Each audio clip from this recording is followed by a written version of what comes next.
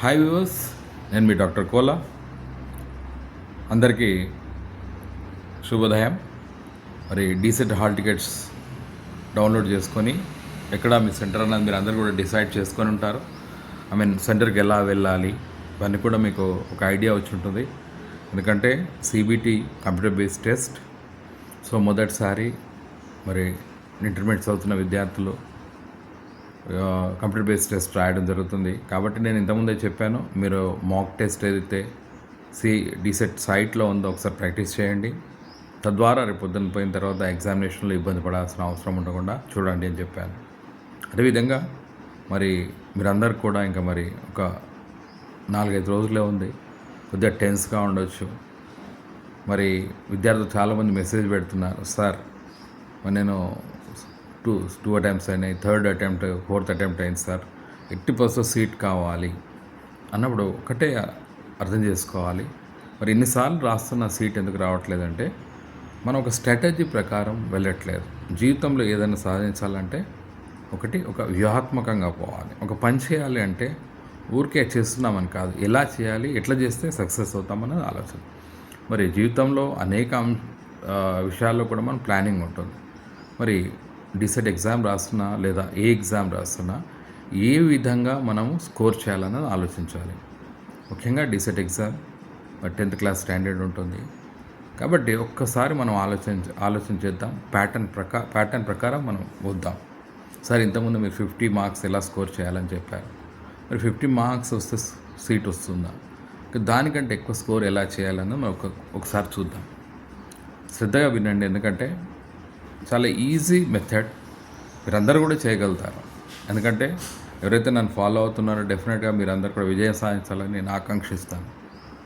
కాబట్టి ఒక చిన్న డిజైన్ చేశాను, చిన్న ప్లాన్ చేశాను. దాని ప్రకారం మీరు ఎగ్జామ్ పాయింట్ ఆఫ్ వ్యూ మీరు వర్కౌట్ చేసినట్లయితే definitely you will be getting to the examination.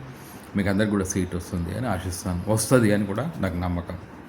So మనకు వచ్చేసి ఎగ్జామ్ ప్యాటర్న్ ఆఫ్ చూసుకున్నట్టయితే ఫస్ట్ మనకు 10 మార్క్స్ ఉన్నాయి, 5 GK and 5 general GK and teaching practice. So మనం ఇందులో 50% వేసుకుందాం. 5 మార్కులు స్కోర్ చేయండి. 5 మార్కులు ఎటు పోవద్దు. ఓకే, 5 మార్కులు అంటే ఎక్కువ తీసుకున్నా నో ప్రాబ్లం, రైట్. రెండవది వచ్చేసి ఇంగ్లీష్ మీడియం అభ్యర్థులు అయితే ఇంగ్లీష్ 20 మార్క్స్ ఉంటుంది, తెలుగు మీడియం అభ్యర్థులు అయితే తెలుగు 20 మార్క్స్ ఉంటుంది. ఈ 20 మార్క్స్లో ఒక 15 మార్కులు okay English oblique Telugu medium are Telugu medium oblique English medium. So me subject 10th వరకు మీరు తెలుగు మీడియం చదువుతారు, 10th వరకు మీరు ఇంగ్లీష్ మీడియం చదువుతారు. కాబట్టి డెఫినెట్గా 20 మార్క్స్కి 15 మార్క్స్ అంటున్నారు.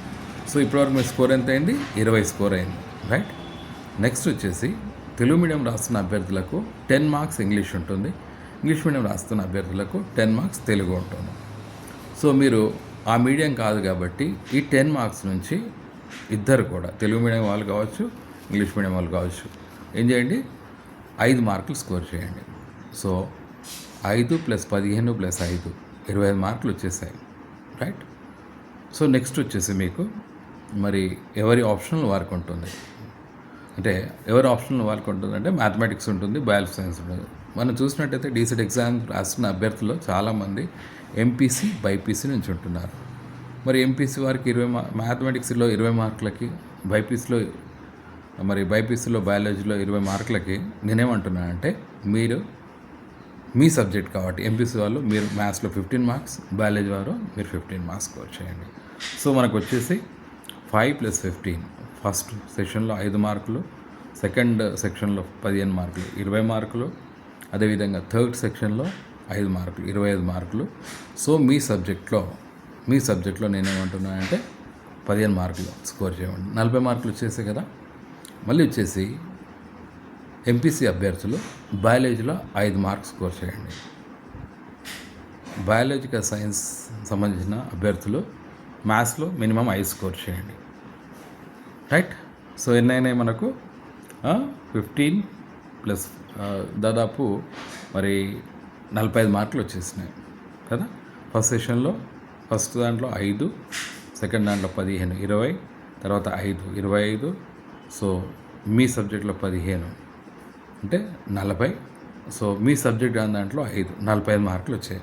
సార్ 45 వచ్చాయి కదా అంటే అత్యంత ఇంపార్టెంట్ అయింది ఏంటిదంటే ప్రాముఖ్యత గలది మ్యాథమెటిక్స్ వాళ్ళకి బయాలజీ వాళ్ళకి సంబంధం లేనిది ఏంటంటే సోషల్ స్టడీస్. సో మనకు ఆల్రెడీ ఎన్ని వచ్చినాయి, 45 మార్క్స్ వచ్చినాయి. మరి మనము డీసెట్లో విజయం సాధించాలంటే ఎన్ని కావాలి, ఇంకా ఒక 10 మార్కులు సాధించాలి. సోషల్ స్టడీస్లో ఎంపీసీ వాళ్ళైనా బైపీసీ వాళ్ళైనా 10 మార్క్స్ స్కోర్ చేయండి. 55 మార్కులు వచ్చేసాయి. 55 మార్కులు అంటే సీట్ షూర్.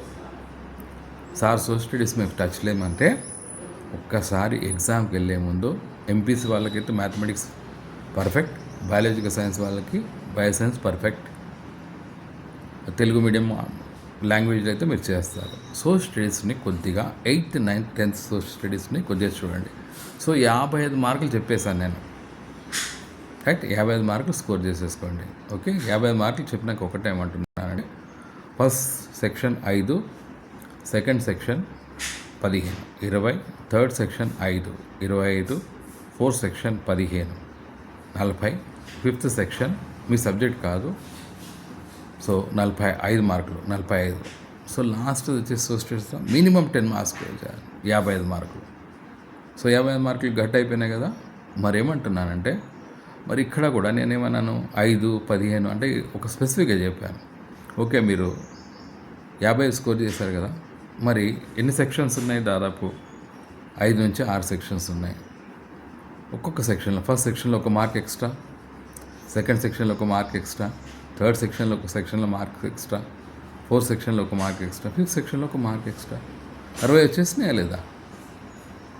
సో మరి ఎగ్జామ్ పాయింట్ ఆఫ్ వ్యూలో వ్యూహాత్మకంగా మరి సోషల్ స్టడీస్ చాలా ఇంపార్టెంట్ రోల్ ప్లే చేస్తుంది. ఆ లాస్ట్ 10 మార్క్స్ మీ యొక్క ఫేట్ని డిసైడ్ చేస్తుంది. కాబట్టి లాస్ట్ మూమెంట్లో మరి ఇవాళ 17th, 18th, 19th, 20 4 days ఉంది మనకి. So studies 8th, 9th, 10th class ఒక్కసారి తిరిగేయండి. ఓకే, ఇది మ్యాథమెటిక్స్ లెక్క లాజిక్ కానీ బయాలజికల్ సైన్స్ లెక్క కాన్సెప్షువల్ కానీ ఉండదు. మనకి ఏంటంటే జోగ్రఫీ, హిస్టరీ, పాలిటీ అంటే సివిక్స్, ఎకనామిక్స్ ఉంటుంది. చాలా సింపుల్గా ఉంటుంది.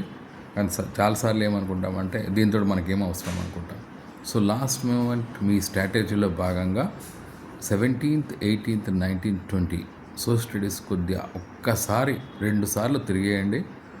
డెఫినెట్గా నేను 10 అన్నాను, మీరు 15 స్కోర్ చేసాను అనుకోండి, you are on the top, right?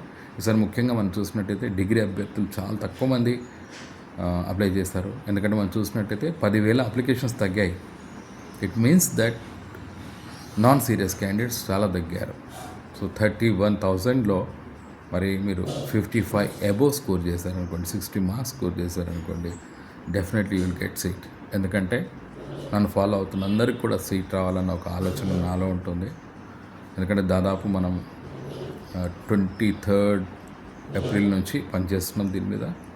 So మరి ప్రతి ఒక్కరు కూడా ఒకసారి నేను చెప్పిన ఆలోచనని, స్ట్రాటజీని ఇంప్లిమెంట్ చేసి కూల్గా ఎగ్జామినేషన్ రాస్తున్నప్పుడు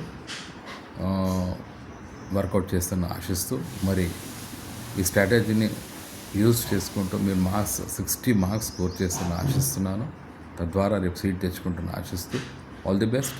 ఇవాళ సాయంత్రం లైవ్లో కలుస్తాం 5 o'clockకి.